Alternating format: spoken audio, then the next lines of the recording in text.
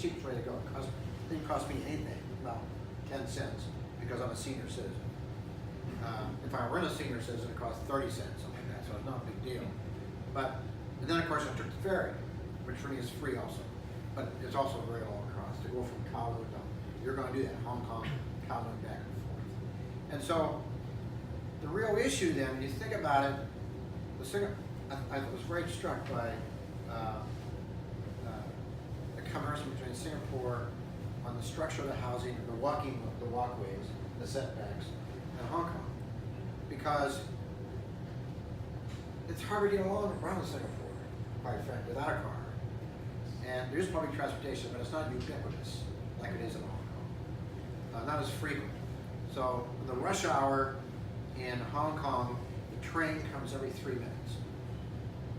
3 minutes. And they're jammed, right? And so that's why you can carry so many people. It's 99.9% efficient. It's not the metro in DC, right? Because they do maintenance from 2 o'clock in the morning until 5. And when you'll see, you got to go to the MTR trip, because in the MTR stations there's a lot of commercial space, very clean, all kinds of stuff, and that space is rented to the MTR Corporation. They get a cut of the profits besides, and so that pays, as well as over the sites are high rises property over the MTR spots, which is the best place to live. You don't need a car. You go down, take the elevator down the MTR, and you're going where you want to go, right? And they got train system also that also connects the New Territories area. So one of the things about density of housing and so forth, it's use of space, park, no park. One thing you gotta look at, if you got a lot of people in that area, how the hell are they gonna move out of it, right? And the big thing about Hong Kong, where I agree completely with what was the comparison, was that, I lived in Sheung-Wan on Hong Kong Island, one stop west of Central, the Central Business District. And if I could walk from my office in Central to home in 30 minutes, 20 minutes, about 20 minutes actually. But every block or two, I would pass a laundry, a bunch of restaurants, a shoe repair, 7-Elevens everywhere, complete 7-Elevens, lots of stuff. I mean, everything you need for shopping, food, small markets and so forth, it's in a 2 or 3 block walking area. So you don't need a car. You need a cart, right? Unless you want to go to certain kinds of places. And even then, if you want to go to certain kinds of places, you're not carrying gigantic amount of stuff, you take the MTR or a taxi. And so here, I gained weight immediately because I walk 5 miles a day in Hong Kong, a lot of underground, because the stations are very big underground, and there's also overhead passes. So pedestrians crossing the curb, we have all this problem, trying to get a right turn with pedestrians crossing it. All the crosswalks are on one floor up. So you walk through Central, you'll see all these elevated walkways. You don't have to get on the street level if you don't want to. If you want to move fast, go up there. And by the way, that's a shopping area too. So you got 2 levels of shopping, sometimes 3. So the whole area is a shopping area. One thing when I came back here 2 years ago, what happened to everybody? Why is it so dark in Hawaii, in Honolulu? Unless you're in Waikiki, it's a ghost town. Everybody goes home, there's no lights, few street lights, nothing, all the shops are closed, and you just feel like, what happened? Neutron bomb attack, what happened? And in Hong Kong, until shops close, restaurants close by 10 or 11 maybe early, depends on what kind of thing you're going to. But there's lights all along the streets, going up, and so you're like in the middle of a commercial area. The closest thing comes to it is a new Kaka'ako, that little restaurant area and so forth, where you walk around, there's no laundries and the other things. It's a bit more of an entertainment area, eating area. But this is all day. And so I can come home from work at 10 and 8:30 at night, still get my laundry and all that kind of stuff. So, and there's another reason for that. Because the houses are so small, you don't entertain at home. is where you go to sleep, watch TV, play video games or whatever, read. But all the entertaining is outside. And that's where there's so much of the stuff around. And you get, even though it's an expensive place to live, you have a whole range of things. You can entertain very, very cheaply in Hong Kong and eat very well. There's one mistake in the booklet on eating in restaurants and talking. No, you don't have to be quiet when you eat. If you go to a restaurant, a Chinese restaurant that's quiet, it's failing. I mean, really. It's like you walk down and you see, 2 tables occupied, not for me. And you don't want to go a place like that. There's a line outside. So that's a different lifestyle. And the question is, so the choices on housing is a real lifestyle choice in transportation, right? For one thing, because parking is always a big issue in Hawaii, right?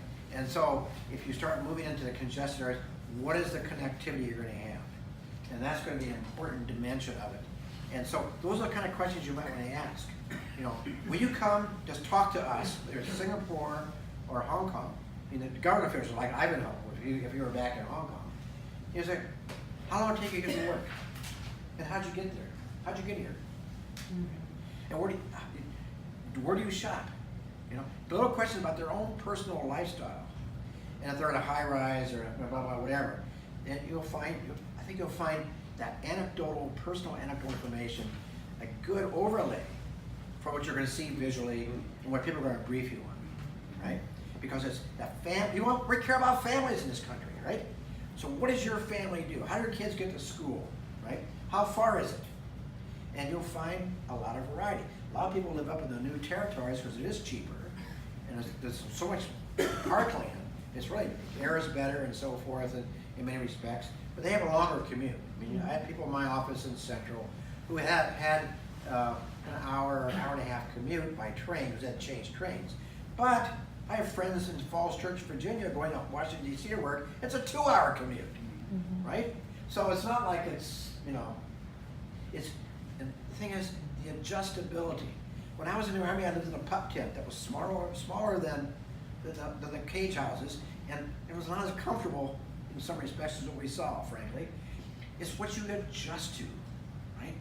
If you've got a goal to do something else, so it's not saying that's a great deal, but you'll find, living in a small place, my apartment in Hong Kong was the size of these 2 rooms, maybe. Maybe. I don't think so. It was maybe as far as this room a little bit, maybe. The place I lived. And it's a very expensive apartment. But, you learn to miniaturize, like the guy who had the little demonstration, and get by on less. And then people live in their offices, in a sense. They work late, they go there and work, but then they get all kinds of stuff done in the office because they don't have room at home. Come in early, read, take your bills and so forth, then work starts, do that, and then it's a different lifestyle. And so the question is, when you're looking at a place like Oahu, for example, and you look at, there's a real parallel. We got all this agricultural land, which is sugar. Should that be rezoned and be housing? That's a question, right?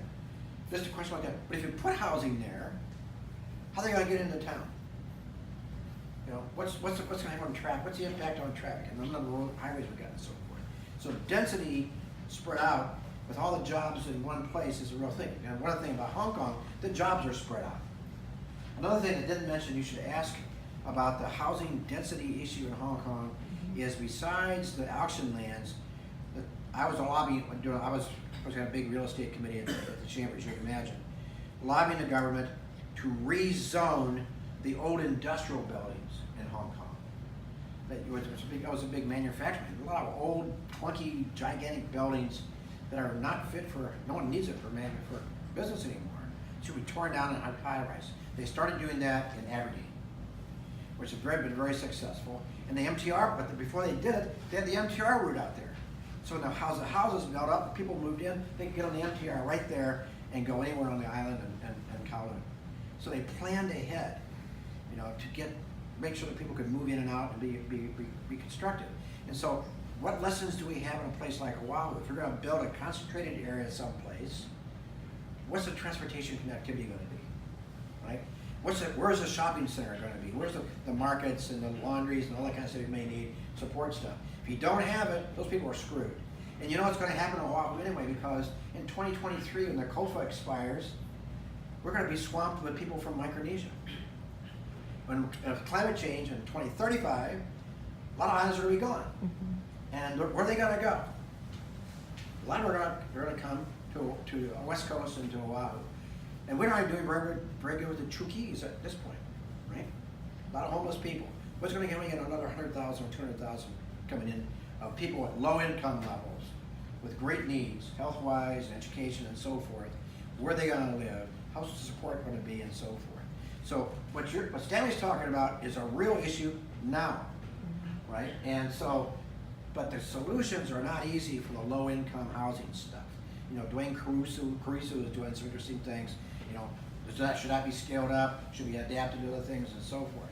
So those are all the kinds of things that, you know, since living there and coming back here and being so surprised, feeling like an alien when I came back, being away 30 years, to see that, man, this place is, where's everybody? And then now I've been here 2 years, hey, it's home, you know, I'm back home again, and I expect to have elbow room, you know, all that kind of stuff, and get in the car and go everywhere. I went to the law school. The first week I was here on campus, met my own classmates, he's a senior professor there, and he offered me a ride back to the East-West Center. That was a 4.5-minute walk.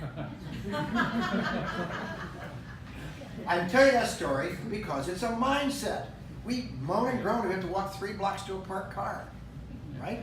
It's not our style because this weather is so bad. The weather is so bad. Try Chicago in the winter. I mean, it's a whole new mindset for me. So I get carried away with this stuff.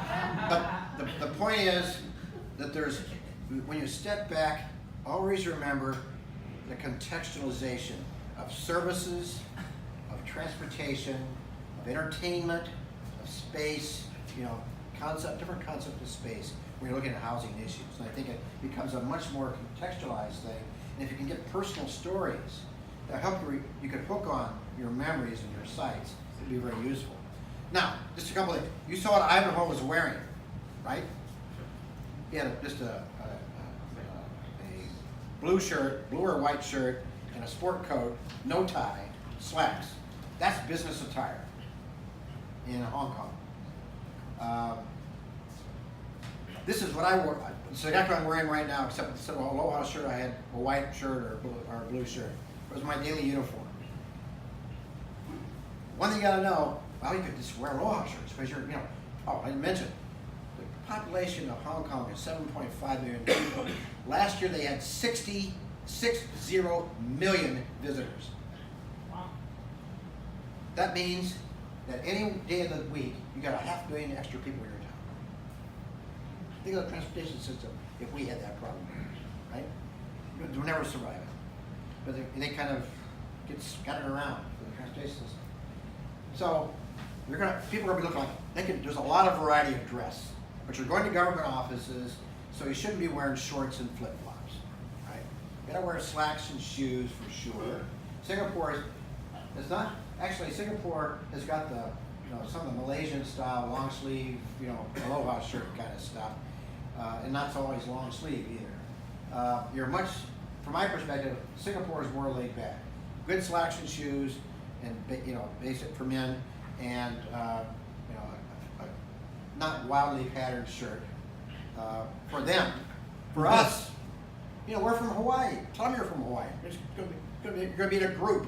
You know, nothing like group think to keep people together and also find them in a crowd. So I don't think you have to worry too much about dress. But for men and women, it's Singapore, and they don't call it the air-conditioned country for nothing. I mean, I walk out of a Singapore office, my glasses fog up. They over-air condition everything. And so if you're, you know, I can't do it. I got to have a jacket. I can always take it off, but I can't put it on if I don't have it. And so if you're a woman going there, you should have a sweater or a light coat for both Hong Kong and Singapore. Even though it's going to be hot in the 80s outside, perhaps, while you are there, you go inside, you're going to get cold. And you don't want to get sick, right? And so you carry it when you wear it. You know, that's it. Basically, and that's all you need. You don't need neckties. And for dress for women is just you're comfortable what you call casual business like here, right? It doesn't have to be. I wouldn't run around in mini skirts and that kind of stuff.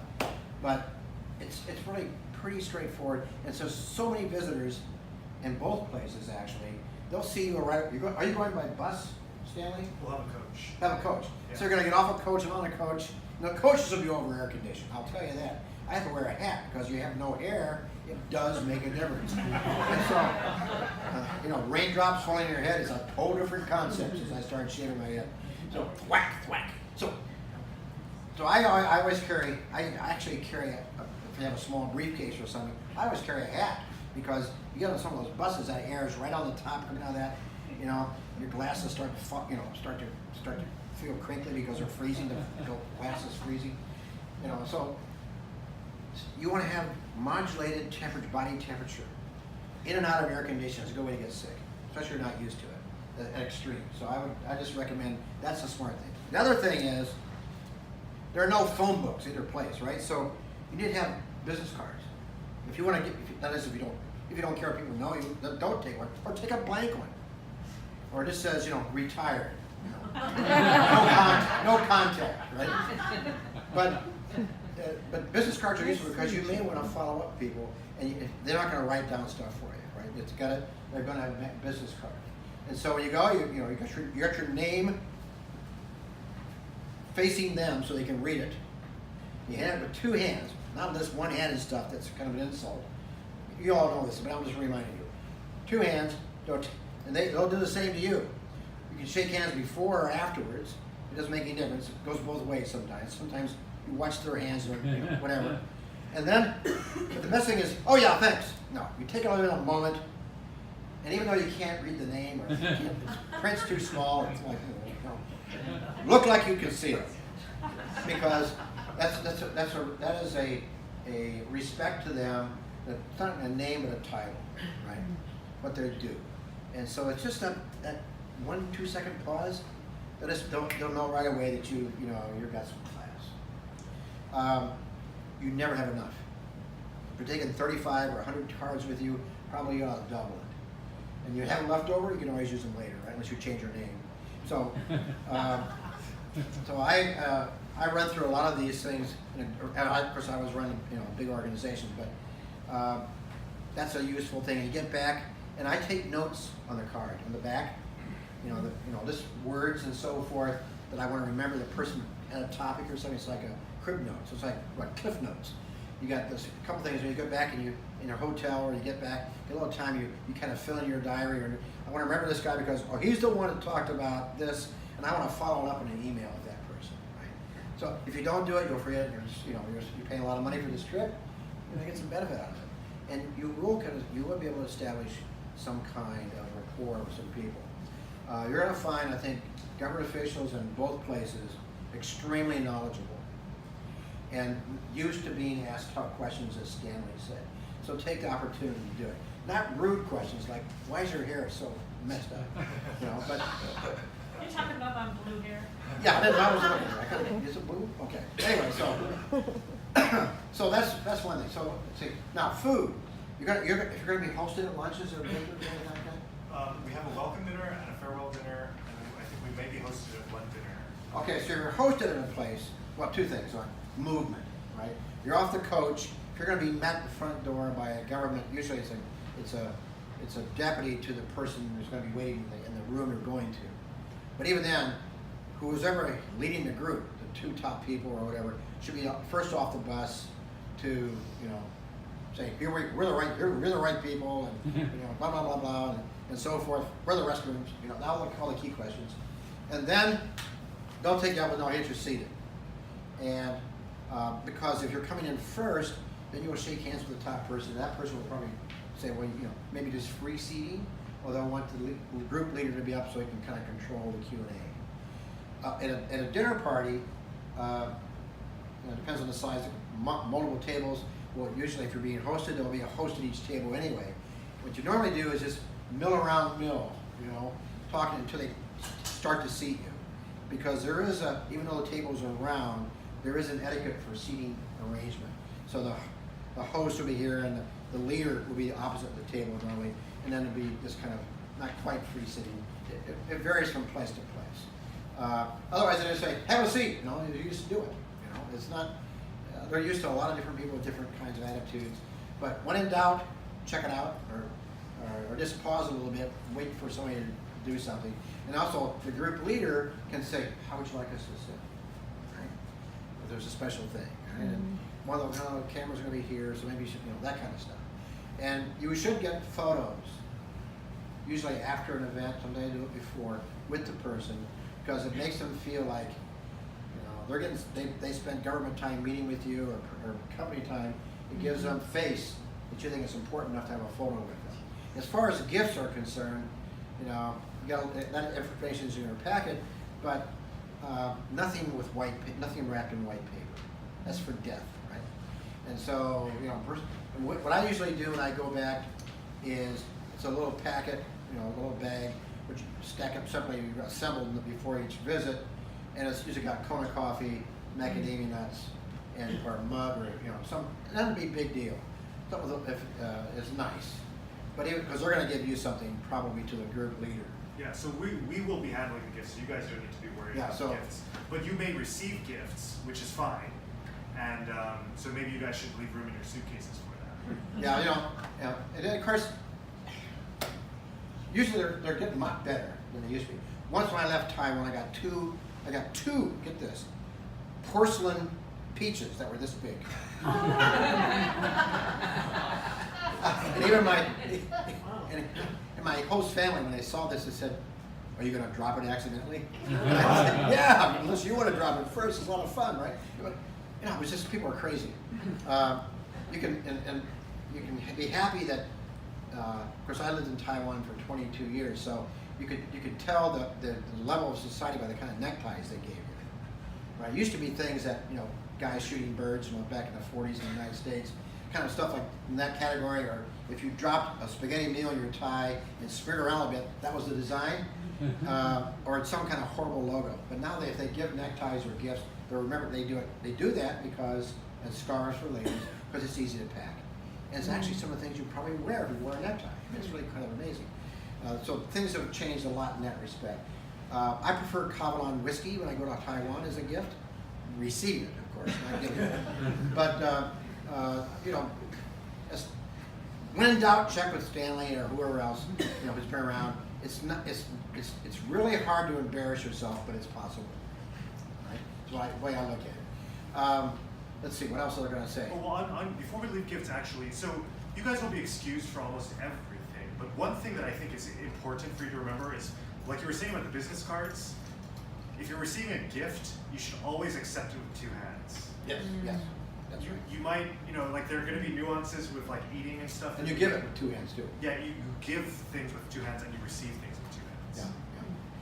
So they know you're not going to pull a knife on them when they reach for it. No, actually, it's just really basic etiquette. And you don't unwrap it in front of them. Should you do the, oh, no, You got a gift? no, Oh, what's thing? this? Oh, jeez, look at that tie. A gift you should accept. Okay. Don't do that. Just you take it and you open it later. And never open a gift in front of the giver. Not good etiquette. On food, I think the list, actually the 2-page thing of your packet, which I read through, is pretty gives you the basics.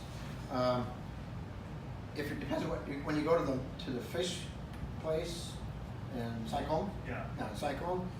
I mean, you'll find. Well, you see it here in Chinatown too. I mean, the table is a plate for Chinese, right?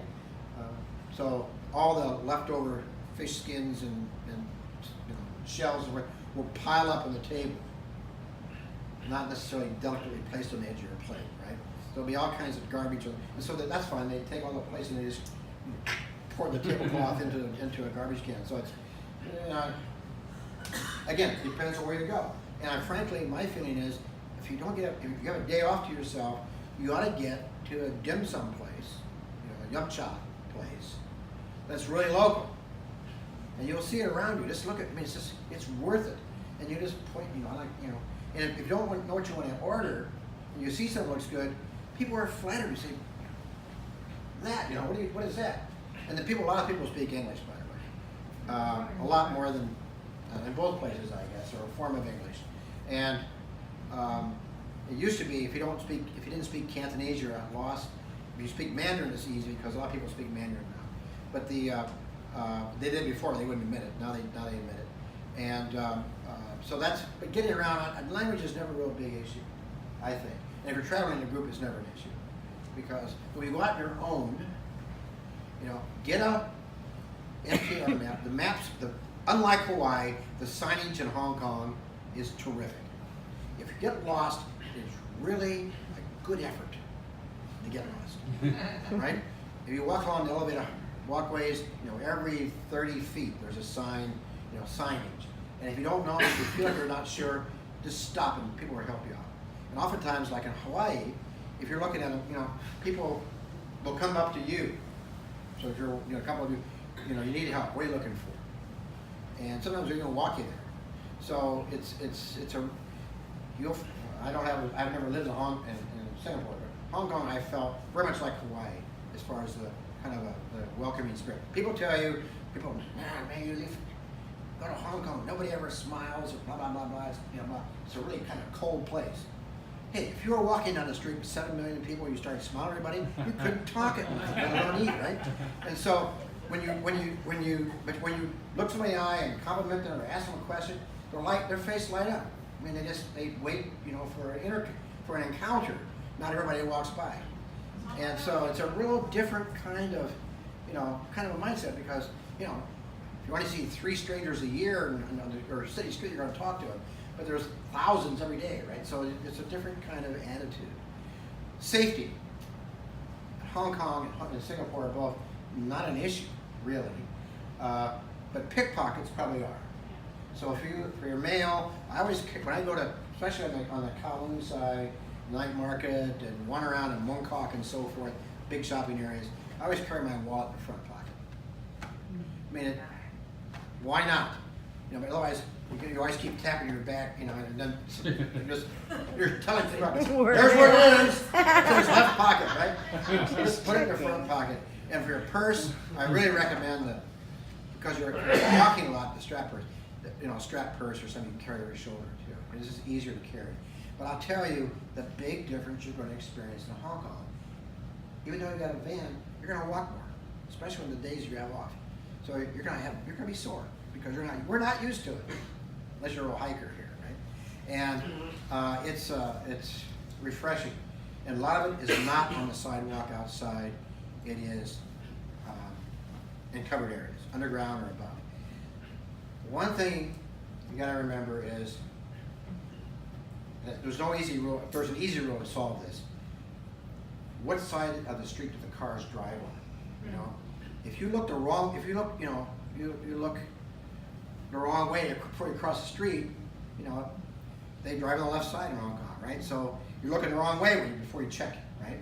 So I use the Taiwan rule, which is, there's an old story that in America, what is a cynic, right? And that's a person who looks both ways before crossing a one-way street. In Taiwan, we call that person not a cynic.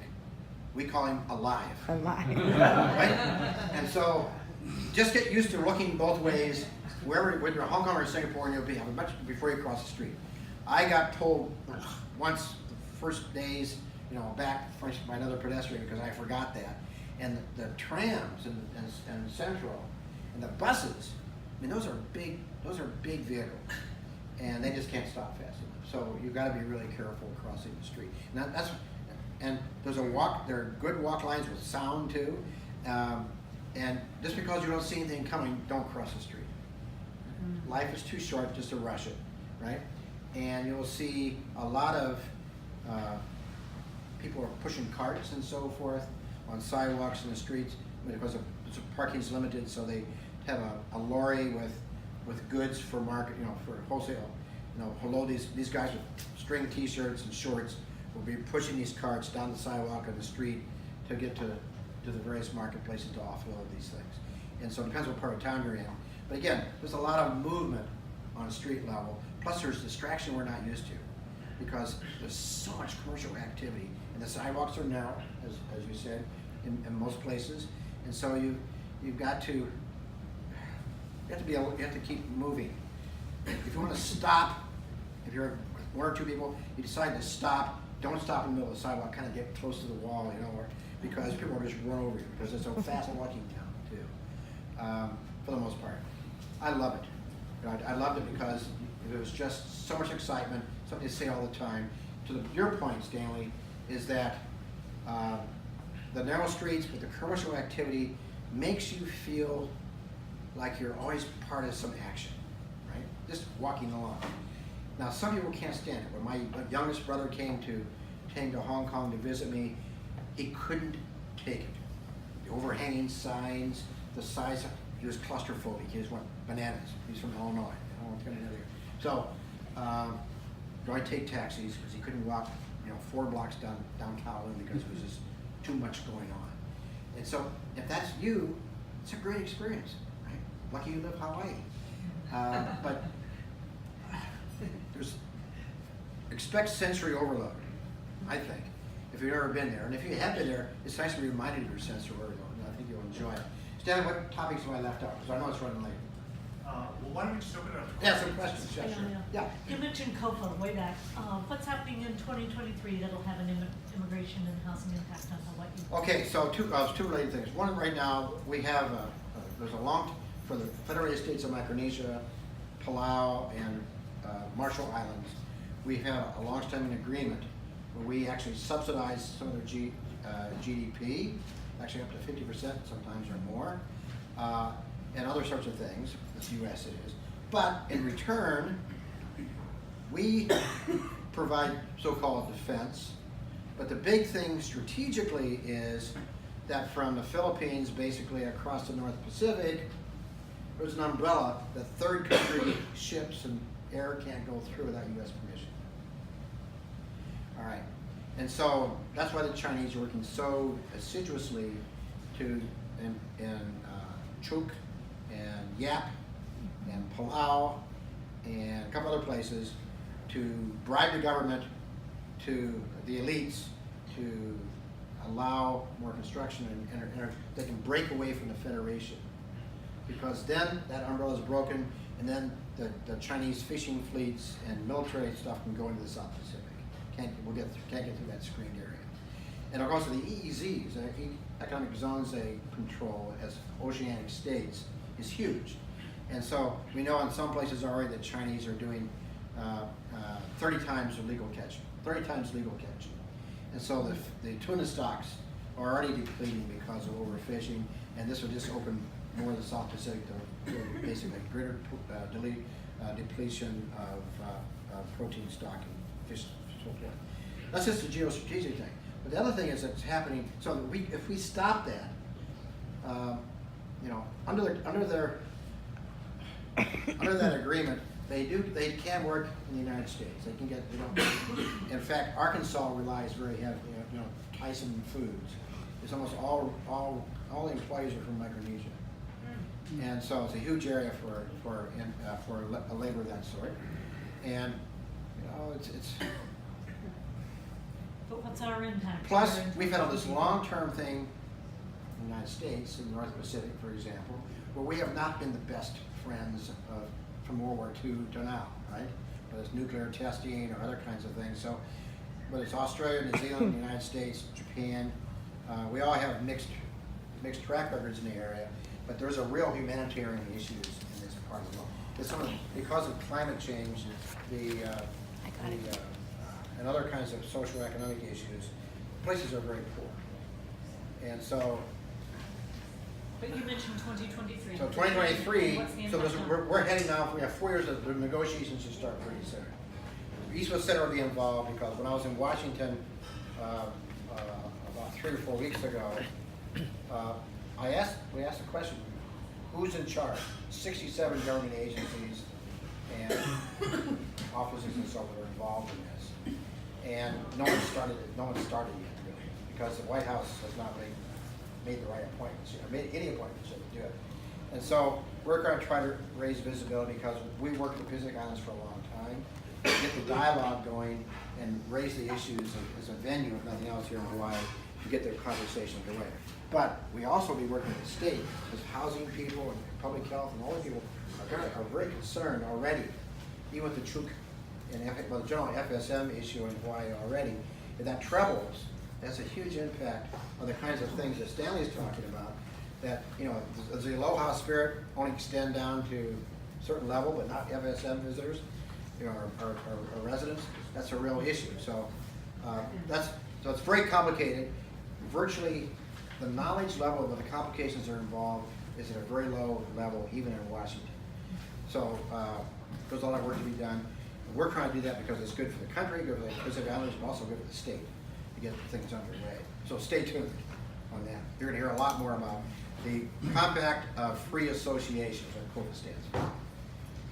But you were saying that more people from Micronesia come to Hawaii? They're going to because, and not just Micronesia, across the Pacific, because you got two major kinds of islands, right? You got volcanic and you've got atolls. And if the atoll is a meter off the highest point, a meter or two high only, there's going to be no island left. And long before that happens, the shoreline flooding and salinization of water supply and so forth is going to make people, so you're going to have climate migrants, new term, used a lot now, climate migrants, because they have no place, they can't survive. And so where are they going to go? Another island, close by, us. So that's an issue. So what you're looking at, what Stanley's taking on this trip is, I think, a really near-term issue beyond what we got already on housing. And so we got to be ready with some kind of composite housing kind of plan that takes in the lowest portion of our community, because we have humanitarian responsibilities as individuals, as communities, as a state, to do what we should be doing.